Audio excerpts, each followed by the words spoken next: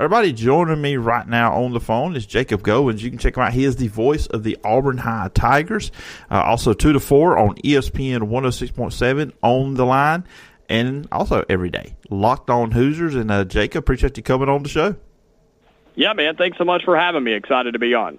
Man, you're all over the place. So if people want to listen to you after this, I think I just helped them out on where to find you.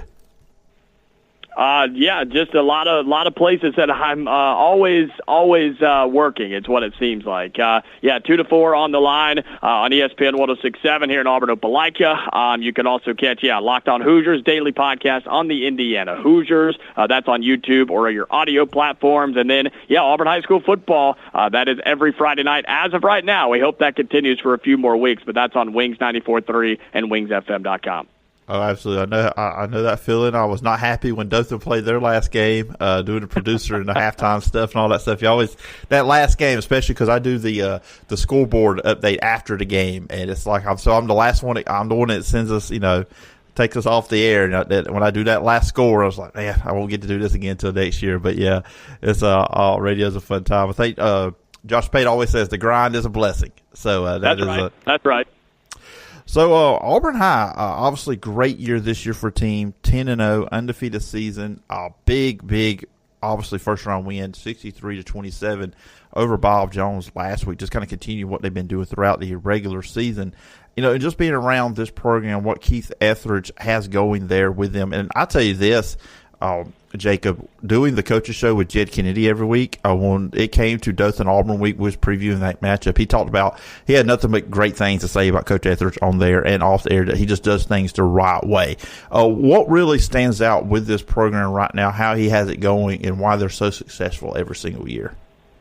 Well, I want to start with Coach Etheridge because I've been doing, play-by-play radio for three and a half years now, and Coach Etheridge is one of the greatest dudes that I've ever covered, one of the greatest just people that you're ever going to meet. I mean, he is just so gracious with his time, always got a smile on his face, energetic. He's always open to anything that we ask of him in terms of a content side of things. He joins us each and every week on my show on ESPN. We do social media videos. He joins us on the broadcast on Friday night for halftime and post-game interviews. I mean, Coach Etheridge is such a great leader and such a better person, and he instills that in all of his players, and I think that's what you see on the field on Friday nights. You said he does things the right way, and that seems to be a rare occurrence right now in our region, Phillip, and so it's really exciting to see what Coach Etheridge has built here in just a short amount of time, and with this team, man, they're just so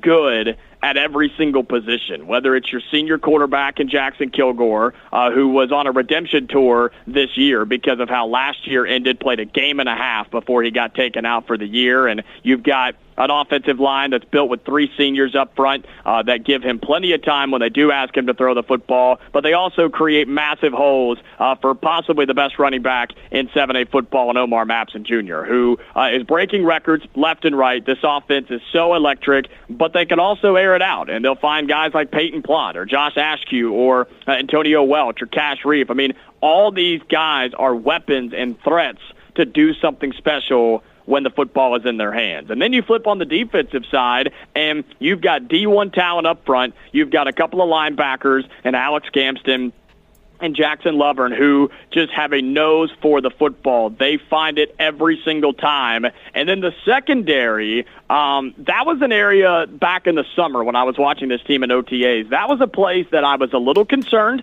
right? They were a little bit younger, a little on the smaller side, but they've made up for it and just don't give up big plays. And so that's what you see is a disciplined team that doesn't give up big plays defensively. They're good for the home run ball offensively, but they're just fine to ground and pound with Omar Mapson Jr., and they don't turn the ball over. That's the big thing, too. And so just well-rounded, and, man, they've just taken care of business every time they've stepped on the field. Trust me, you're talking to, down here or down in Dothan, the people that are locally listen to the show. They know all about Omar Mapson after the Dothan Auburn game a few weeks ago. They know all about it. And just looking at overall just this season, and we were talking about this off the air, 7A Region 2. I mean, and Coach Kennedy always talks about it's like the SEC of 7A because, we were all talking off the air. You've got a Carver team and a Dothan team that are both good teams that are not playing because this region is just so low to 6 really playoff quality teams, and just navigating through this season, going 10-0 in a great region like 7A Region 2. Yeah, I fully and firmly believe that Carver and Dothan, if they played in any other region in 7A, they would have made the playoffs. And trust me, nobody wants to see that Carver team with the quarterback they've got. And then Dothan down in your area, you guys just have athletes everywhere. And you're so disciplined and so fundamentally sound that that's a team you don't want to see in the playoffs either. And so it's unfortunate, right? You hate to see it because there are so many good teams. And now, right, with the new 7A playoff format where there's a chance, right, there's a chance that you could have all 4 Region 2 teams had a chance to make the semifinals. And then in that point, it's like, man, those are a lot of good teams that they all can't make it. Somebody has to go home. Multiple somebodies have to go home. And so, yeah, there's no doubt that Region 2 is by far the best region in 7A high school football, and I would put it up against just about any region in the country, man. It really is just that good. And for Auburn High to be the number 1 team in the state, undefeated, to have 5 games this year where a running clock was implemented in the second half, and to be ranked top 25 in the country, it's a pretty big deal in coming out of this region. Yeah, and when you've got wins over teams like Opelika, who's a really good team this year. I mean, Enterprise, solid team also as well. And then always Central Phoenix City. There's always Auburn and Central there at the top in the region. So you're battle tested too. That's another great thing about, I think, 7A Region 2 for any of the teams that made the playoffs, particularly, obviously there with Auburn. You're not going to run into anything that's going to surprise you from a talent standpoint with any of these teams, even with a Thompson. I mean, because of the teams you do play in the region. Yeah, and, you come up against the Thompsons and the Hoovers, and heck, Auburn played Vestavia Hills week 2, and Auburn, made them look not good, and here they are now, and they've made it to the second round of the playoffs, and they're going to take on Central. So Auburn has just, I don't know, man, they've just put together such good talent at all the positions, and while they've looked unbeatable this year, it's the playoffs, man. Anything can happen. Nobody's unbeatable, and you have to give it your best, whether you're playing Opelika, Central, Thompson, Daphne, Enterprise, doesn't matter. Or Baker, whoever. You have to give your best when the playoffs come around. Yeah, so looking at the matchup with Thompson, and of course, there's a little history between these two teams playing the state championship games. I'm not going to bring up the win-loss on there. I know if the Auburn High audience listens, they don't want to hear all that. But going into this matchup, and I know when you hear Auburn versus Thompson, you think, okay, this is a state championship game, right? No, this is just the second round. What's going to be key for Auburn High to continue their undefeated season and to defeat Thompson, you believe? Yeah, this is a state championship level matchup in just the second round. It really is crazy, and again, that goes back to the new format for 7A playoffs. And look, I don't know how much I like it. Sometimes I do, and sometimes I don't. This is the new year for it, and so we're kind of all getting adjusted to that. I don't like playing Thompson this early, but very excited for this matchup. And this is the first time since these two teams have matched up since that state championship game that you referenced just a couple of years ago. So for Auburn, I think it really is as simple as just do what you've been doing. Continue to play the way that you've played, right? You went to Enterprise in the middle of the year, and you hung 50-plus on them. You were able to go to Central and get a big win, something you haven't been able to do in quite some time. You were able to go to Carver and not play good football and still walk out of Montgomery with a win, which does not happen very often, and then still be able to beat teams like Opelika and Dothan who can beat anybody in this region. And you've done it by scoring a lot of points and not giving up a lot of points, which sounds like such a basic answer, but it really is the truth. This team is capable of scoring 40 to 50 points a game, and they just don't give up very many points. They've only given up 30 a handful of times, and that was to some of the best offenses in the state. So for Auburn just don't turn the ball over, use your home crowd, and don't get in a shootout. Well, I think we can win a shootout. I don't want to be in that. I'd rather get ahead, stay ahead, and just take care of the football. If Auburn does those things, they're going to be just fine. Get after the quarterback for Thompson. He's a sophomore now, and he's gotten even better since the last time Auburn saw him. So if you make him make plays, get after him, force a turnover or two, I think Auburn's got a good chance. Yeah, he's a sophomore, but this is not your typical sophomore quarterback because he's been playing 2 or 3 years. He's a very experienced sophomore quarterback, which is a rarity in 7A and just high school football altogether. As I mentioned off the top, you also host Locked On Hoosiers, covering Indiana Hoosiers athletics, and just obviously the playoff rankings came out. A lot of, I wouldn't say controversy, but a lot of questions and conversation went around where Indiana was ranked last week at 8. They move up to number 5. Just, do you think that was the right spot for Indiana in the latest college football playoff rankings? Yeah, I know there's a lot of questioning on why Indiana and BYU, I believe, jumped Tennessee in the rankings. And look, I think Indiana to this point, they're undefeated. They've beaten everybody that's been on their schedule. I know their strength of schedule is about 100th in the country, and that's not a joke. That's the actual number. But they've beaten everybody that they've played. And other than the Michigan game last weekend, every win has been by 14+. So not only did they win the games they were supposed to, they dominated the games that they were supposed to, other than the Michigan performance, which I think was good for this Indiana football team and Curt Cignetti, because they needed maybe not a humbling experience, but a game to show, hey, you're not Superman. You're not God. You are not unbeatable. And they had to earn that win against Michigan. So they go into a bye week. They've got Ohio State next weekend, and that's the time. That's the chance to doubt or shut up all the doubters and prove to everybody Indiana is a good football team. I think they are a top 5, top 7 team. You can argue all day where they should be right now, but good thing is the results are going to let all this play out, and they're going to solve all the problems that we are currently debating. And so if Indiana beats Ohio State, they're going to make the playoffs. If they don't, we'll have to wait and see.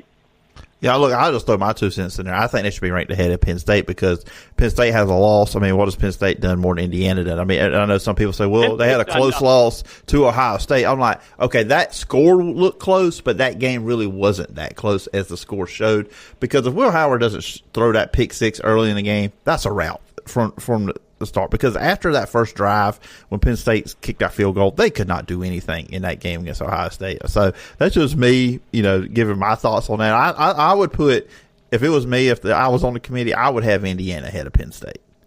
Oh, I agree. I totally agree. Penn State's best win that they're hanging their hat on is against Illinois, who is 6-3, will most likely end up 8-4. Like that just doesn't make a whole lot of sense to me. And I don't know why Penn State's being rewarded for playing a close game.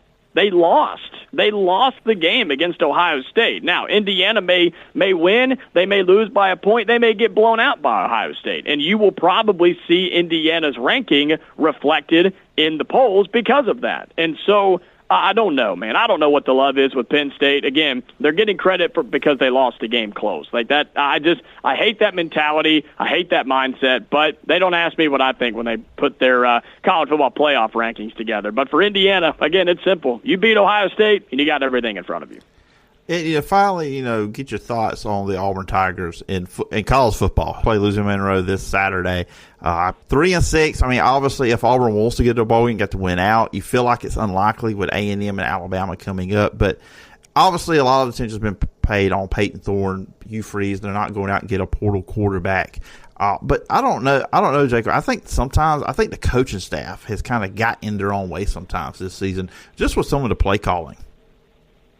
Yeah, not just the coaching staff. I think Hugh Freeze is to blame on a lot of this. I really, really do. And look, he gambled in the offseason. He gambled by not going to get a starting quarterback in the transfer portal, or even getting any quarterback in the transfer portal that could come in and at least, I don't know, demonstrate competition, right? Put a little pressure on Peyton Thorne and the other guys in the room. And Hugh Freeze told us all offseason, this is going back to SEC Media Days in Dallas in July, where we spent the week here on ESPN. And he told us and told everybody, I believe in Peyton Thorne. I believe he is better. I believe the communication is there. I put the weapons and tools around him to be successful. That's what he hung his hat on back in July, and that failed miserably. He gambled, and he lost. And it still has blown my mind that he put his job almost on the line on Peyton Thorne and put all of his eggs in that basket, because it did not work out for him. And so, yeah, I think the coaching staff is to blame heavily. I think Hugh Freeze is to blame too, because the offense has been putrid. They have not put Peyton Thorne in a position to win football games. And they found out for one singular game against Kentucky that Jarquez Hunter is the best running back in the SEC. And they went away from it the very next game, and they lost to Vanderbilt. So it's mind-boggling to me. So he better go get somebody in the portal this offseason, because if he doesn't, Hugh Freeze's days are numbered in Auburn. Yeah, I'll close on this. Obviously, everybody knows he's going to be back next year as the head coach.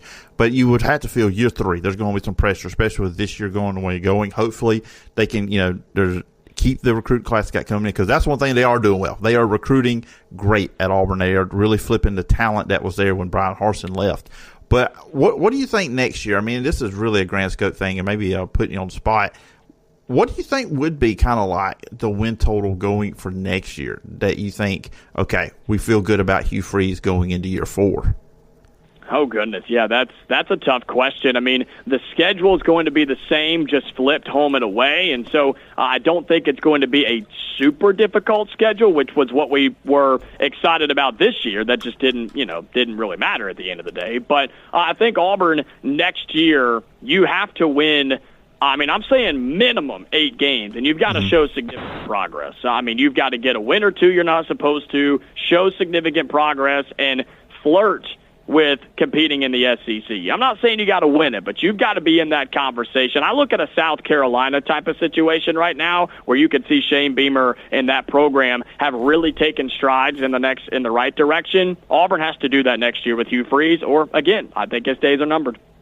Yeah, it's going to be interesting. We'll see how they end the season. Hey, Auburn fans got a basketball team to be happy about, so that's at least right. the positive side of things. But, Jacob, appreciate you coming on the show. And we talked about all the places people can find you on the top of this conversation. But, again, where can people find you if they want to check you out? Yeah, you can follow me on X at Goins2Jacob. That's Goins, the number 2, Jacob.